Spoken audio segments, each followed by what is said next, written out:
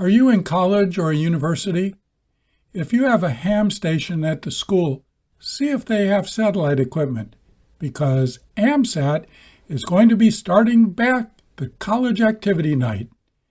AMSAT will also be starting a Youth Net geared towards the younger crowd and led by some of our young satellite operators. Did you miss the AMSAT Symposium?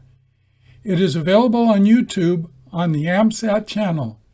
Just do a search for 43rd AMSAT and you will find Day 1, Day 2, and the annual general meeting.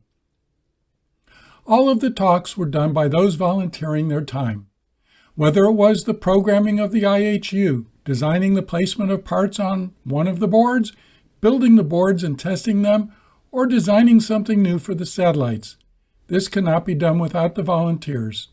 If you're interested in helping design and build the next generation of satellites, get in touch with us on our website, amsat.org. Click on Get Involved, and then Volunteer for AMSAT.